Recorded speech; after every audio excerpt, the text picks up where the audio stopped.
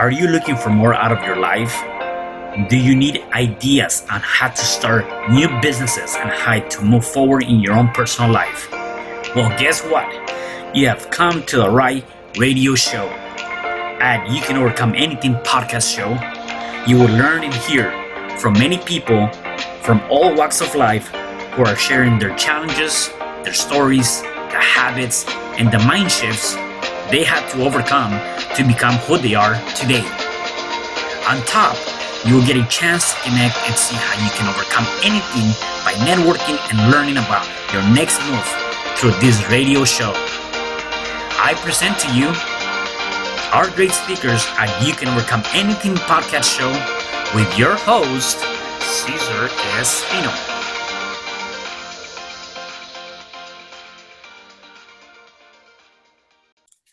Hello there and welcome to another episode of You Can Overcome Anything podcast show. It is your host, Cesar Espino. And today I have a special guest. Her name is Caitlin Strempel. Hello, how are you? I'm doing good. How about you? So great. I'm so happy to be here. Awesome. Well, why don't you give us a little bit of who you are, your background? I know you have you're a CEO that likes to scale business, and you've done some SEO and digital strategy. You have an agency, but give us more about you before we tap into other stuff. Yeah, definitely. So I'm from Arizona. It's where I grew up, born and raised. I left the nest for a while, lived in Colorado, went to school there and lived after school there for a while. Then in LA, as you know, and then moved to New York in about 4 years, moved to Phoenix. So back here at home, and I love the heat. I love Mexican food. So Phoenix is the place for me. Yeah. No, that's awesome. And well, I didn't know that's awesome. So you've been to many different places, and you're like, definitely, I got to go back to my hometown and just kind of continue my life there, huh? Yeah. So my sister and her husband literally live one street away from me. My parents are about 15 minutes away, and then I have some other siblings that are close by too. So it's been really nice. Especially we have a kid, so it's really nice to get free babysitting. Yeah, definitely. That's awesome. Well, that's good. So tell me about your upgrowing. How was that experience for you? Just kind of growing up and did you ever had any ideas or things of who you wanted to be when you grew up? Not really. Yeah. I grew up in a great family with a father who always told me to do what I loved, which was always great. However, nobody ever really told me like what that looked like or how to figure out what you love. And so going through life and in business, I could never really find, there's a long period of time where there's a big disconnect because I'm like, I know I'm supposed to be doing what I love, but I haven't really found that fully. And then, so there's like kind of some weird things going on for a few years, trying to figure out, what that meant for me, what that actually felt like. And it took a while, but I finally, after I think it was over a decade in corporate world, discovered and realized what that meant for me. And so now that I'm there, I'm so appreciative for that. Yeah. So let me ask you on that, because I think there's a lot of people, some of our listeners are either entrepreneurs or people that might want to step into that arena. How was it, really stepping out of your corporate job, being there for so long? What was the signs, or what was the calling that said, you know what, this is not for me, I got to pursue something different? Yeah. And again, it took a while for me to figure this out, but I was always in the corporate world and it was good. So I had a good job. I worked with people that I liked, good pay, but that's it. It was good. And, I always would get restless after a few years. I get really excited about a job and then get restless and feel like I was ready for something else and something different. And I always took that as, it's time to get a new job in the same industry, same corporate world. And it really fully felt fulfilling. And it took a devastating time in my life to figure out, life isn't supposed to just be good. It's supposed to be great. And it's supposed to be amazing.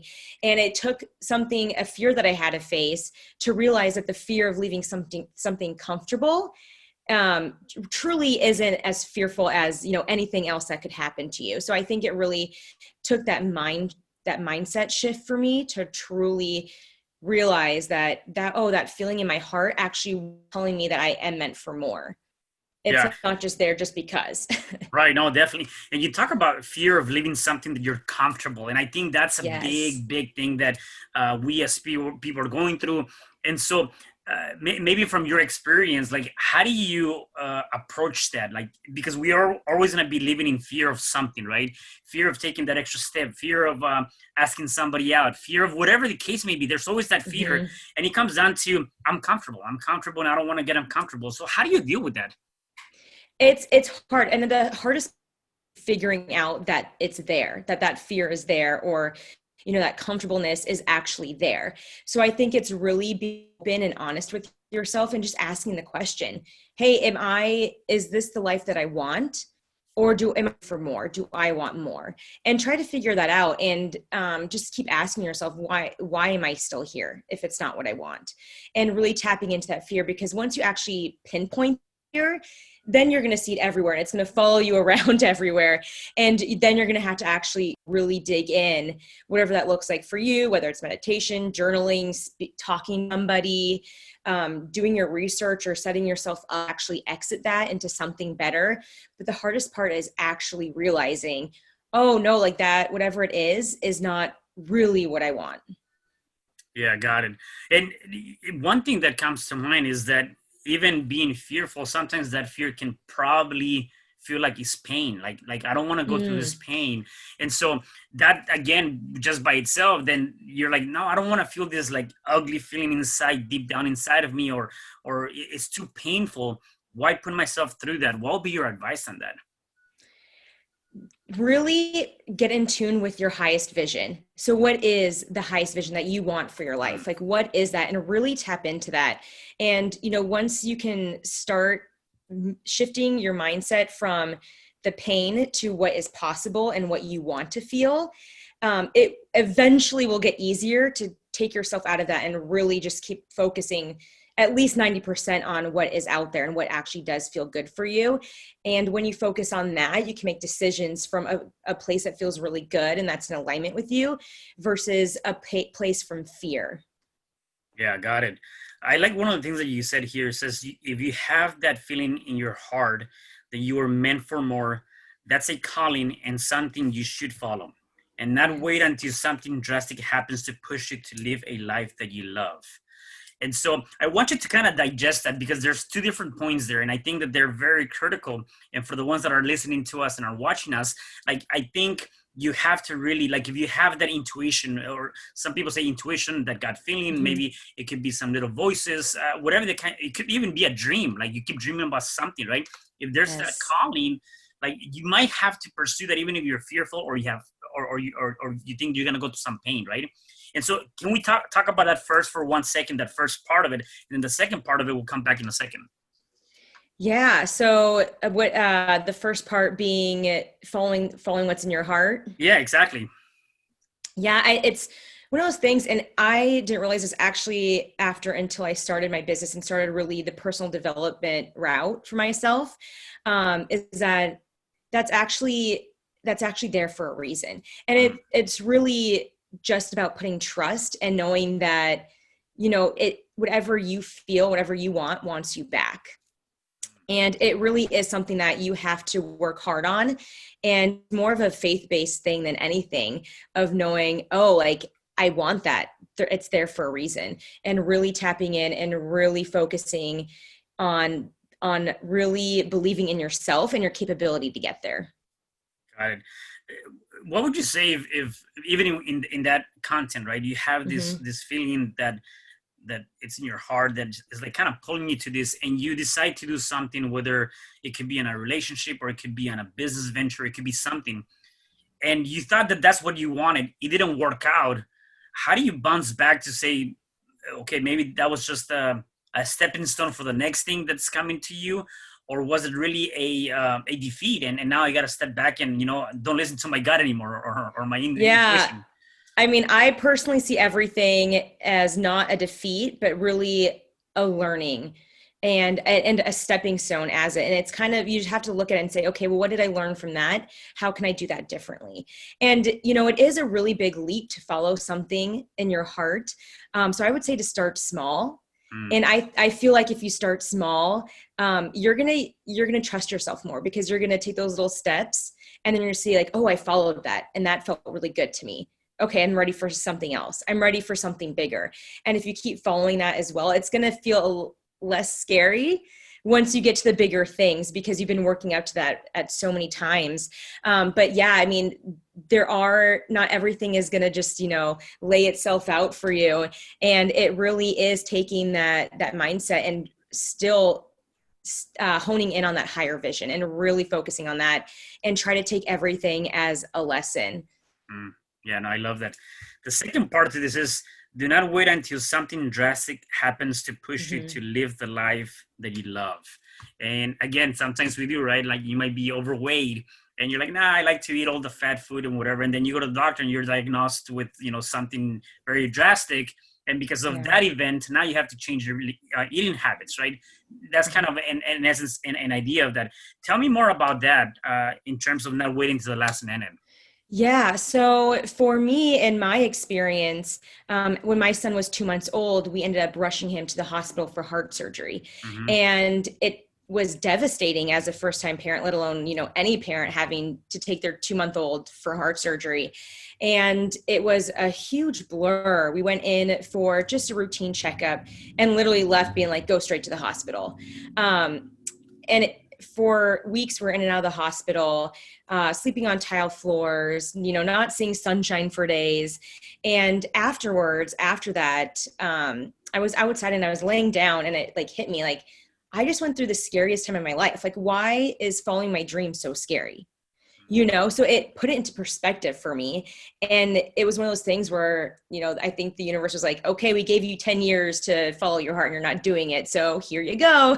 Yeah. And obviously, like, I still face fear all the time, and I do get caught up in it, but it's really taking a step back and be able to again put it into perspective and really understand, like, okay, like, is that really a fear? Is that really scary in the scheme of life?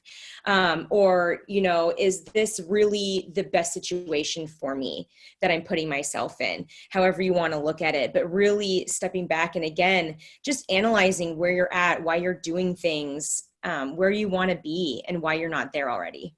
Yeah, and it's amazing how, as you said, the universe, God, whatever you believe in, sometimes Mhm. might put a test of faith in you.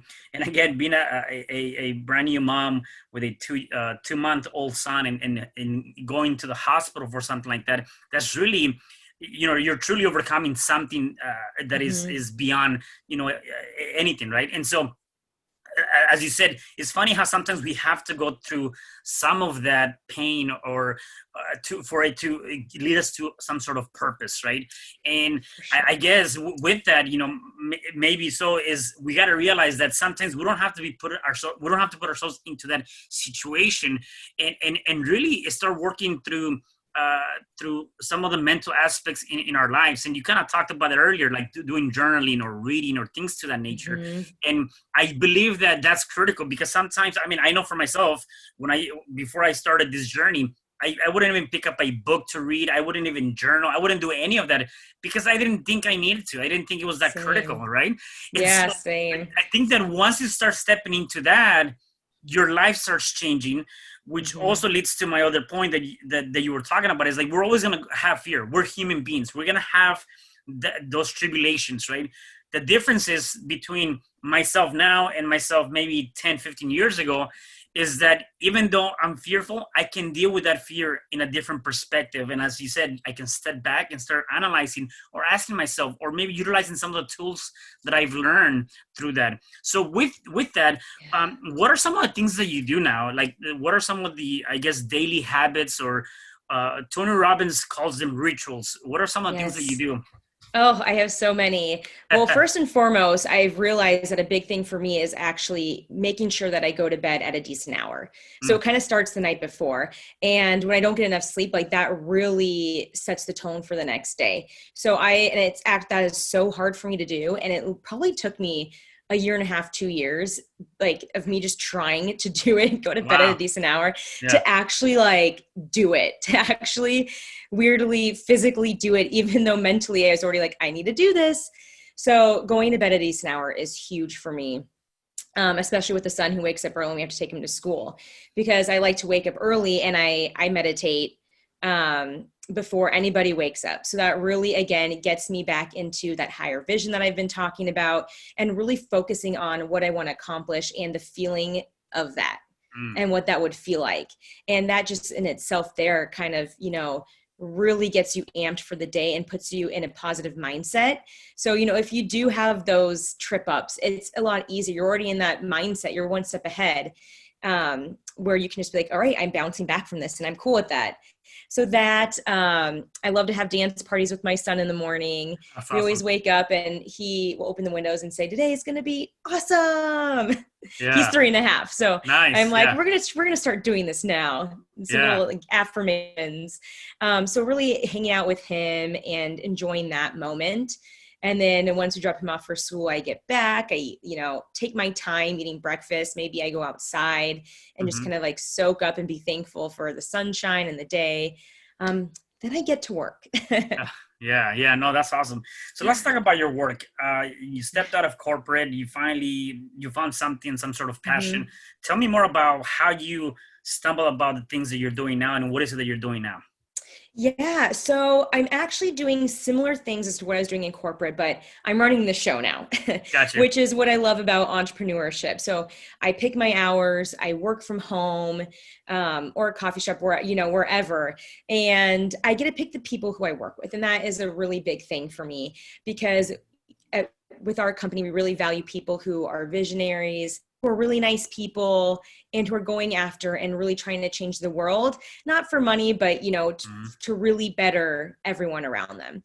And for me, that was really important because I came from a space where that wasn't always the case. So that's been the best part. But, I've always been in marketing. I've always been in advertising. And then actually, when I did get into the business, I did start doing all the things, but quickly realized, oh, I don't like working with those types of people, or I don't like doing that. So we just started like cutting things out until I figured out, oh, like I'm in a good groove and this is what I like to do. So it came down to SEO, search engine optimization, which is getting your website to the top of Google. Yeah. Um, and then digital strategy, which is really the analytical and strategic thinking and slightly creative thinking that I like to. So giving these businesses a roadmap to where they do want to end up going. Wow, that's awesome. And I like Yeah. what you mentioned too, is that that you have the ability to choose your hours. You kind of have the ability to choose your office, and then also the ability to work with people that have the same vision with you, or the same aspect. How Mm-hmm. critical is it to align yourself with visionaries or people that kind of have the same highest intention as you do in Yeah. business? For me, it's absolutely critical for a few reasons. I want to make sure that, myself and my team are treated with respect. Mm, We're inspiring each other. There's good energy flowing back and forth from all of us, because that's what really gets us through the day and gets us energized and really drives what I've seen, at least it's drive way better results when, we really collaborate and really get inspired by our clients. And we truly want to wake up in the morning and work hard for them. Yeah. So for me, it's critical, and to not be in alignment now, I'm so sensitive to it that if that ever does happen, it is so draining. mm. And so, the more that you do align with things, other things that come in that are not in alignment, you can tell right away, and you can be like, nope, don't want to do that anymore. Or, yeah, we might not be the right fit for you. Got it. Yeah. What have been some of your biggest lessons uh, becoming an entrepreneur?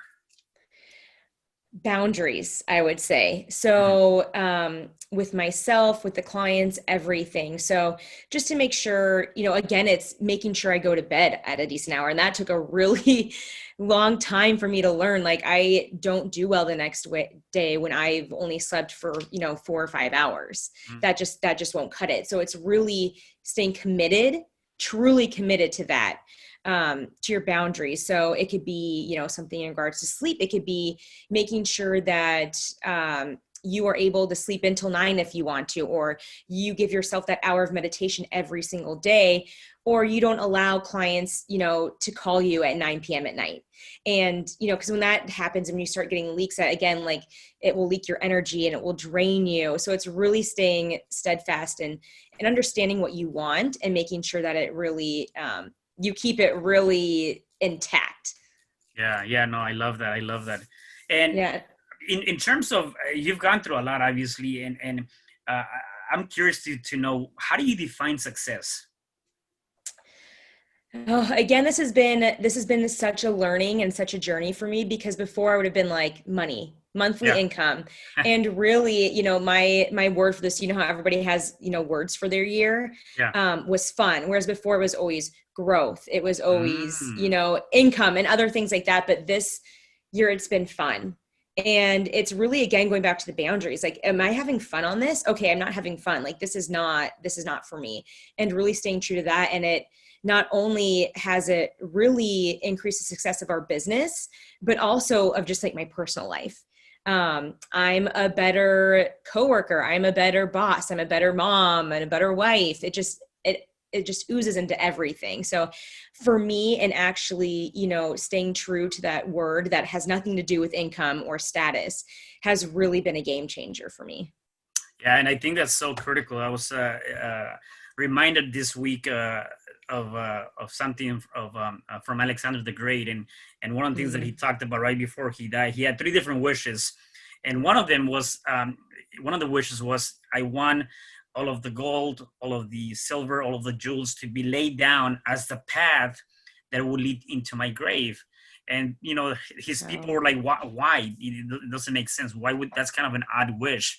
And the response to that was, is that I want to remind people that when I die, I am not taking anything back, anything with me, any of that stuff. And so we shouldn't take life for Mm. granted, and we shouldn't be so attached to the materialistic aspect of things. Yes, money is critical. Yes, it's important. It can help you and it can open Mhm. up more doors. Because Yes. people sometimes make the money or materialistic the first priority, and they forget about everything else. So you kind of Oh, I reminded me of that right love now. that. Yeah. Yeah, I've never heard that, and I love it and totally agree with everything you just said. Yeah, yeah. So it's amazing. So no, definitely. So let me ask you this: if people wanted to connect with you, where can they find you? How can they connect with you?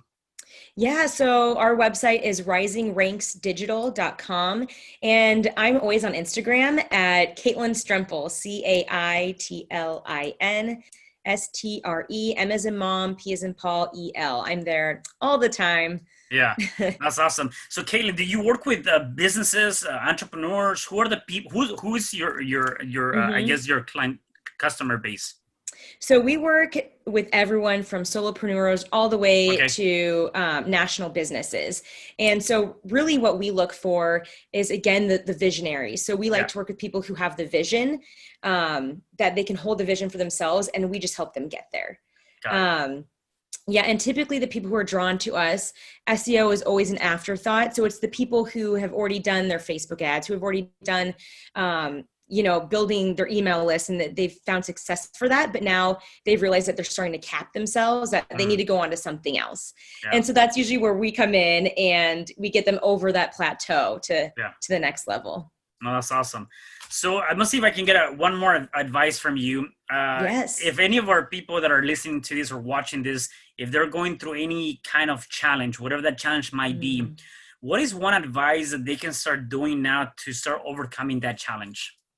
Yeah, I think, first is to honor where you are Mm, and to truly, sit with it and accept it, and try to get the lesson from it. Try to get the lesson from it.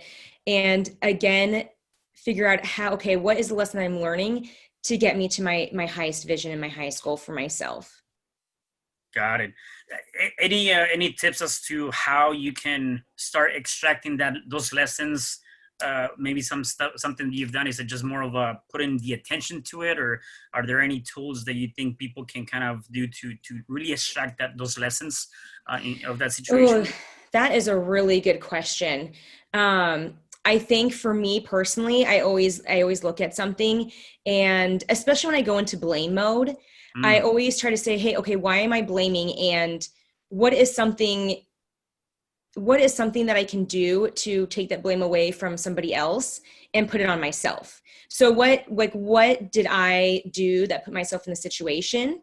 Or have maybe somebody spoke to me a certain way, or maybe, something else happened, instead of going right to blame, which is what, everyone does. And I do Mhm. that. But what's really helped me grow is try to figure out, okay, how can I switch that blame to myself, not in a way to make me feel bad, but okay, like how can I take the blame away from somebody else and really help me realize what I can do to better myself for next time.